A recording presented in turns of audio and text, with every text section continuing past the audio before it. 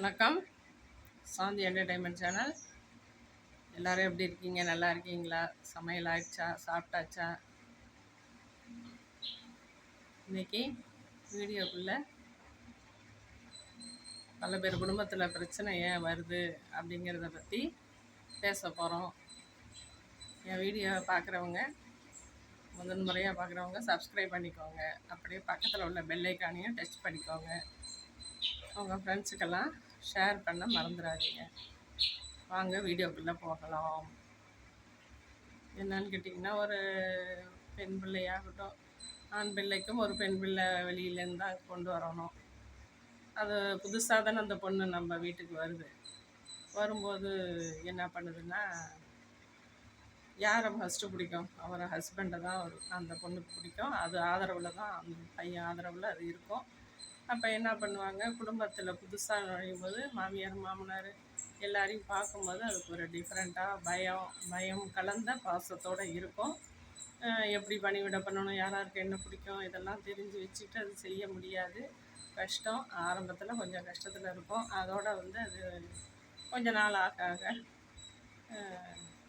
Conceive ஆகிடும். அதுக்கு பிறகு அதை கவனிக்கிற மாதிரி ஆகிடும். இப்போ அந்த கணவன் என்ன பண்ணுவாருன்னு சொல்லி கேட்டிங்கன்னா, கல்யாணம் ஆன உடனே அந்த பொண்ணு பாசமாக இருக்கிறதும், ஆஃபீஸ் போகும்போது டாட்டா சொல்கிறதும், வழி அனுப்பி வைக்கும். திரும்ப கன்சீவ் ஆகும்போது வாமிட்டு, உடம்பு முடியாமல், தூக்கம், அசிடிட்டி ப்ராப்ளம், நிறைய பிரச்சனைகள் வரும். அதனால் அது சோர்வடைஞ்சிருக்கும். அப்போ சரியாக பேச முடியாது. அதை விட என்னன்னு கேட்டிங்கன்னா, அந்த 10 மந்த் வரைக்கும் ஒரே ஹாஸ்பிட்டல் அது இதுன்னு அலைஞ்சிட்ருப்பாங்க. அதுக்கு பிறகு அதையும் ஒரு குழந்த மாதிரி ஹஸ்பண்ட் தான் பார்த்துக்கணும். அதில் சில கருத்து வேறுபாடுகள் சமயத்தில் அவங்க 2 பேருக்குள்ளே வரலாம். அதுக்கு பிறகு என்னன்னு கேட்டிங்கன்னா, குழந்த பிறந்ததும் அந்த தாய் குழந்தைய தானே பார்ப்பான். குழந்த ரெஸ்ட் ரூம் போயிடுச்சா, அதை வாஷ் பண்ணணும், ட்ரெஸ் சேஞ்சிங் பண்ணணும், பால் கொடுக்கணும், அது வயிற்று நப்பணும், அதை தூங்க வைக்கணும். இப்படியே அவள் அந்த குழந்தையோடய பாதி நேரம் டைம் ஸ்பெண்ட் பண்ணிவிடுவாள். ஹஸ்பண்டை பார்க்கவோ கேட்கவோ கொஞ்சம் டைம் இருக்காது. எங்கே இப்போல்லாம் நீ என்னை கவனிக்கிறதே கிடையாது, குழந்தைய தான் பார்க்குறேன், என்னை பார்க்க உனக்கு டைமே இல்லை அப்படிங்கிற மாதிரி ஒரு டிஃப்ரெண்ட்டாக நினைக்க ஆரம்பிச்சிருவாங்க. சின்ன மேட்ருனால் அது அப்படியே பெருசாகி டைவர்ட் ஆகிட்டே போயிட்டுருக்கோம். கருத்து வேறுபாடுகள் அதிகம் வரும். அப்போ என்ன பண்ணணும், நம்ம என்ன பண்ணணும்னு நினைக்கிறீங்க? விட்டு கொடுத்தல் வேணும். அந்த இடத்துல யார் விட்டு கொடுக்கணும்? அதில் ஒரு ஈகோ. 2 பேருமே விட்டு கொடுத்து தாங்க ஆகணும். அம்மாடி நான் குழந்தைய வச்சுக்கிறேன், நீ உன் வேலைகளை பாரு அப்படின்னு சொல்லிட்டு அவருக்கு எப்போ டைம் கிடைக்குதோ அந்த நேரத்தில் அவர் ஒரு 1/2 hour 1 hour வச்சுக்கிட்டு தட்டி கொடுத்துட்டு குழந்தைய பார்த்துக்கிட்டாருன்னா அவன் வேலைகளை அவன் முடிச்சுட்டு வருவான்.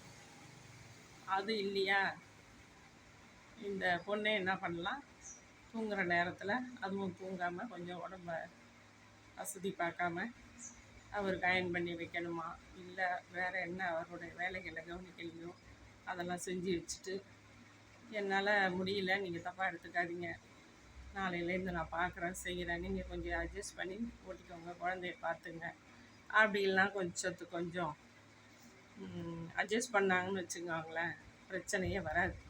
நிறையா இடத்துல பார்க்குறேன், ஒரு குழந்த பிறந்ததோட என்ன வீட்டில் இருக்கோம், அவங்க வீட்டுக்கு வந்திருக்கோம், அம்மா வீட்டுக்கு வந்திருக்கோம். ஏன்னு கேட்டால் வேலை செய்யலை, அது பண்ணலை, அவங்களுக்குள்ள ஒத்துமையாக இருக்க முடியாத அளவுக்கு பிரச்சனைகள் வந்துருச்சு, அதனால் கொஞ்ச நாளைக்கு வந்திருக்கா அப்படிங்கிறது.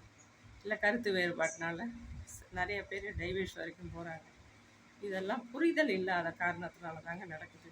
புரிஞ்சுக்கிட்டாங்க எதுக்காக லைஃப்புங்கிறது, எதுக்கு 2 பேரும் அண்டர்ஸ்டாண்டிங்கோடு இருக்கிறது தான் லைஃபு, விட்டு கொடுத்து போகிறது தான் லைஃபு. சின்ன குழப்பங்கள் அதை மனசுக்குள்ளே வச்சுக்கிட்டு மூஞ்சி காட்டுறது, கடுப்படிக்கிறது, அதெல்லாம் செய்யவே கூடாது.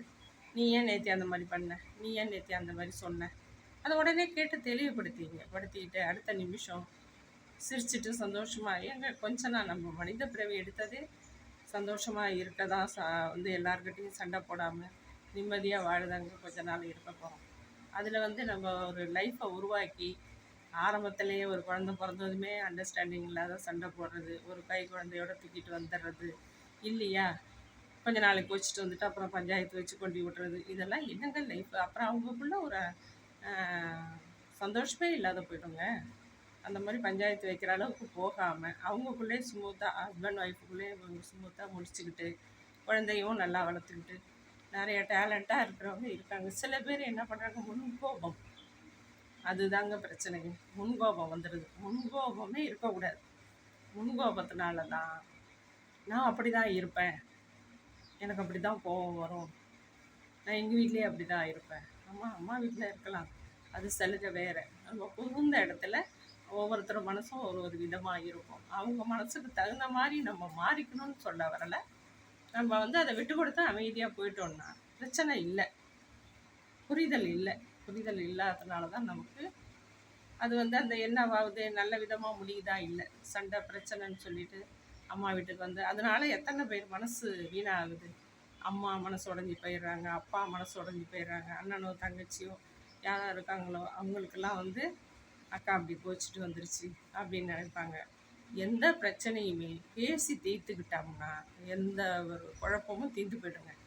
அது குழப்பம் தீர்றதுக்கு பேசி முடிவெடுக்காமல் அதை இன்னும் இன்னும் இன்னும் இன்னும் இன்னும் கிளறி விட்டுக்கிட்டே போயிட்டு ரிஸ்ஸாக்கி விட்டுட்டு அவங்க பிரிஞ்சிடுறாங்க. அந்த மாதிரிலாம் இருக்கவே இருக்காதுங்க. விட்டு கொடுத்து போங்க. எந்த ஒரு விஷயமா இருந்தாலும் 2 பேரும் பேசி தீர்த்துக்கோங்க. அம்மா அப்படி பண்ணுறாங்க, நான் குழந்தைய வச்சுட்டு கஷ்டப்படுறேன், தெளிவாக சொல்லுங்கள். சொல்லி உங்கள் அம்மாட்ட இதை சொல்லுங்கள், இந்த வேலையை கொஞ்சம் நீ பார்த்துக்கோமா, இல்லை குழந்தைய கொஞ்சம் பார்த்துக்கோமா, அவளும் மனுஷி தானே, புதுசாக வந்திருக்காள்ல நம்ம வீட்டுக்கு, நம்ம தானே ஆதரவு கொடுக்கணும்னு அந்த கணவன் வந்து அம்மா கிட்ட பேசணும். எல்லாத்துலேயும் பங்கெடுத்துட்டு குடும்பமே ஃபேமிலியாக ஒத்துமையாக இருந்தாங்கன்னா தான் ஃபேமிலி. தனித்தனியாக போனாங்கன்னா அவங்க வந்து அதுக்கு பேர் குடும்பமே கிடையாது. ஏதோ சம்பாரித்தோம் சாப்பிட்டோம் எதுக்கோ வாழுறோம் அப்படின்னு என்னத்துக்குன்னே வாழ்க்கையே ஒரு அர்த்தம் இல்லாததாக போயிடும். அதனால் ஃபேமிலியாக இருக்கிறவங்க சந்தோஷமாக இருக்கணும்னு நினச்சிங்கன்னா விட்டு கொடுத்து போங்க. விட்டு கொடுத்து போனீங்கன்னா தான் குடும்பம் நல்லாயிருக்கும். நம்ம குழந்தைகளையும் பாட்டி தாத்தா வளர்த்து விடுவாங்க. நம்ம யாருமே சப்போர்ட் இல்லாமல் ஒண்டியாக வாழ முடியாது. நீங்கள் ஏன் இதை விடுங்க. ஒரு நாள் ரெஸ்ட் ரூம் போயிடுவீங்க, ஒரு நாள் தூங்கிட்டு இருக்கோம், ஒரு நாள் ஹஸ்பண்ட் இருப்பார், அவர்கிட்ட விட்டுட்டு ரெஸ்ட் ரூம் போவீங்க, குளிச்சுட்டு வருவீங்க. ஒரு நேரம் என்ன பண்ணும், குழந்த ஒரே கத்தலாக கத்தும். அந்த நேரம் நீங்கள் ரெஸ்ட் ரூம் போவீங்க. அப்போ யார் இருப்பா, யார்கிட்ட விட்டுட்டு போவீங்க? இதெல்லாம் கூட்டு குடும்பத்தில் ஒத்துமையாக இருந்தீங்கன்னா எல்லாத்துக்கும் அட்ஜஸ்ட்மெண்ட் போயிட்டுருக்கோம். ஒற்றுமை வேண்டும், அனுசரித்து போகணும். பிரச்சனையை பெருசாகிட்டு போகக்கூடாது. விட்டு கொடுத்து போவா கெட்டு போவதில்லைன்னு சொல்லுவாங்க. அதனால் எல்லாத்துக்கும் விட்டு கொடுத்து போகணும்னு சொல்லலை. சின்ன சின்ன அவங்க தெரியாமல் பேசிட்டாங்க, அவ்வளோதான். அதை விட்டு தள்ளிட்டு போங்க. நீங்கள் நல்லா இருப்பீங்க. நீங்கள் நல்லா இருப்பீங்க. உங்களுக்கு அது வந்து சாதகமாக இருக்கும். நம்ம குழந்தைய பார்த்துக்கிறாங்க, நமக்கு ஒரு பெரியவங்கன்னு வீட்டில் இருக்காங்க, அவங்கள அனுசரித்து போகணும் அப்படிங்கிற ஒரு தாட்டு மனசில் வச்சுட்டு, ஏன் மாமி இப்படி சொன்னீங்க, ஏன் அத்தை இப்படி சொன்னீங்க, எனக்கு கஷ்டமாக இருந்தது, சரிம்மா விடுமா, ஏதோ கோவத்தில் சொன்னோமா, அவங்க சொல்லிட்டாங்கன்னா அதோட பிரச்சனை முடிஞ்சு போச்சு. இதை போய் அவர் ஆம்பளை வெளியில் போயிட்டு வரவர்கிட்ட சொல்லி அவர் மனசு போய் ஆஃபீஸில் எனக்கு வீட்டு பிரச்சனையாகவே இருந்தது, மாமியார் மருமகளை எந்த நேரமும் அடிச்சுட்டு பிடிக்கிறாங்க அப்படிங்கிற எனக்கு ஒரு தாட்டில் நான் இதையே ஆஃபீஸில் ஒரு இதையே விட்டுட்டேன் அப்படின்னு அங்கே பிரச்சனை இல்லை, அங்கே ஒரு பிரச்சனையை அவர் கொண்டு வருவார். இதெல்லாம் தேவையே இல்லைங்க. நம்ம பெண்ணாக பிறந்தவங்க இன்னொரு இடத்துக்கு தான் போகிறோம், அந்த இடத்த அட்ஜஸ்ட் பண்ணி தான் வாழணும். ஆனால் இப்போ அப்படி இல்லை, அந்த கூட்டு குடும்பங்கிறதே இல்லை, அது வேறு விஷயம். எல்லாமே தனியாக சென்னையில் ஹஸ்பண்ட் ஒய்ஃபு ஆர்டர் பண்ணி வாங்கி சாப்பிட்டு ஜாலியாக இருக்கணும் அப்படி தான் நினைக்கிறாங்க. அந்த மாதிரி தயவு செஞ்சு இருக்காதீங்க, அது நல்லதுக்கு இல்லை. ஒரு நாள் இல்லை ஒரு நாள் தேடும், உறவுகளை தேடும். அதனால் உறவுகளோடு சந்தோஷமாக கூட்டு குடும்பமாக இருக்கிறது தாங்க வாழ்க்கை. பேரன் பேத்தி தாத்தா பாட்டி அப்படி இருந்தால் தான் சந்தோஷமாக இருக்கும், குடும்பமும் கலகலன்னு நல்லா இருக்கும். அதனால் இன்னொரு வீடியோவில் சந்திப்போம். பை.